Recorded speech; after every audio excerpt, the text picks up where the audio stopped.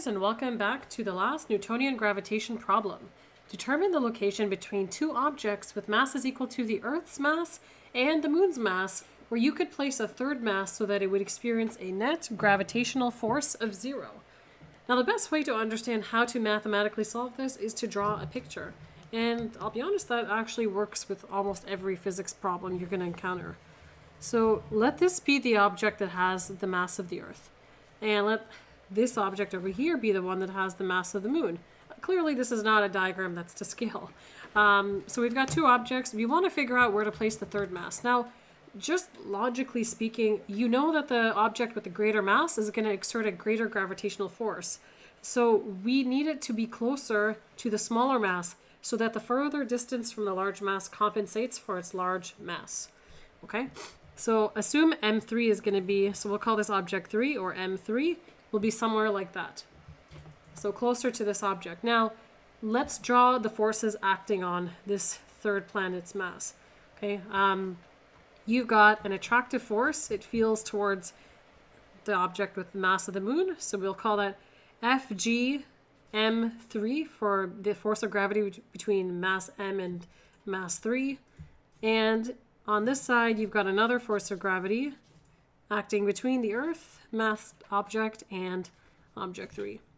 And the idea here is these two forces should be equal in magnitude, opposite in direction, in order for the object to be stationary, in order for it not to move.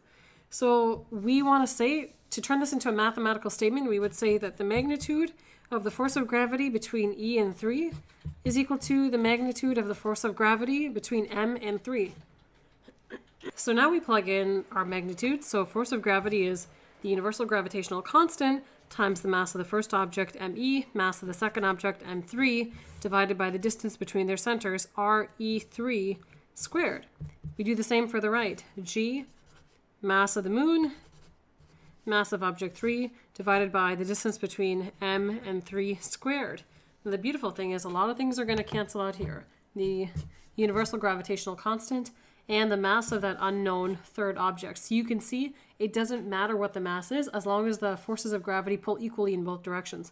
So it's irrelevant of the mass of that object. So let's see, we've got ME RE3 squared, MM RM3 squared. Let's take the masses together. We're going to do ME over MM. And we want to know the location between the two objects. So let's bring the RM3 over to the left, and we'll bring the RE3 over to the right. So we're going to cross multiply those two and bring the mass of the Moon down here. Okay, so we're going to get ME over MM. Let me scroll that up. ME over MM, RM3 squared, is equal to RE3 squared. Okay, so at this point, I just want to plug in my values. So I'm going to say ME, mass of the Earth, is 5.98 times 10 to the 24 kilograms. Now, this information wasn't given to us explicitly in the question, but it's something that is expected that you'll look up, kind of like the acceleration due to gravity is 9.8. They don't tell you that in the question. It's assumed that you're going to look it up. The mass of the Moon is 7.36 times 10 to the 22 kilograms. Again, times RM3 squared equals RE3 squared. We're not given these distances, obviously, but we're trying to figure out, relatively speaking, right, how far it would be. So this ratio right here is going to turn out to be, so let's rewrite RE3 on the left side, first of all. RE3 squared. So it's the same thing. I'm just going to flip it. It's the same expression. So this thing turns out to be 81.25 RM3 squared. Okay, so 81.25 RM3 squared. Take the square root of both sides. You're going to get RE3 is equal to 9.01 RM3.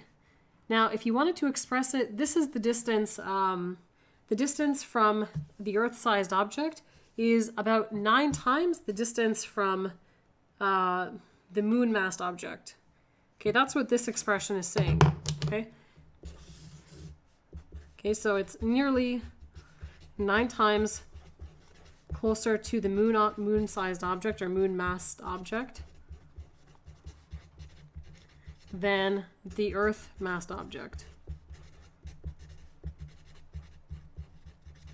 which makes sense. I mean, that's what we originally, you know, logically determined. It's got to be much further away from the Earth one than the Moon one, so that the further distance compensates for its larger mass. Now, if you wanted to express it in terms of the distance from this object, all you need to do is divide both sides by 9.01. So on this side, technically there's a 1, right? 1 divided by 9.01 is 0.11. So if you want to get this in terms of RM3, you're going to get 0.11 RE3. So the other way to express this would be it's 11% of the distance. Like here, this distance is 11% of this full 100%. So it's much closer to that object that is the mass of the Moon.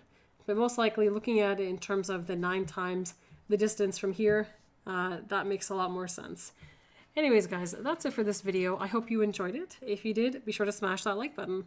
And be sure to leave your questions in the comment section below if you have any. I would also like to encourage you to subscribe to Physics in the Flesh so you never miss a video from me. I'll be posting my next one tomorrow at 12 noon, video 147, Orbits 1. Alright guys, that's it for this video. I hope you enjoyed it. If you did, be sure to smash that like button so I know what I'm doing makes sense to you guys.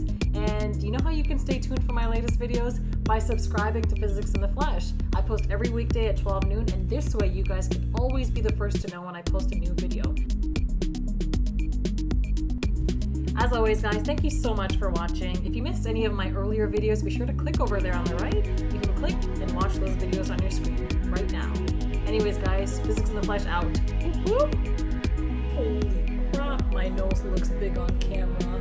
I gotta find a new angle.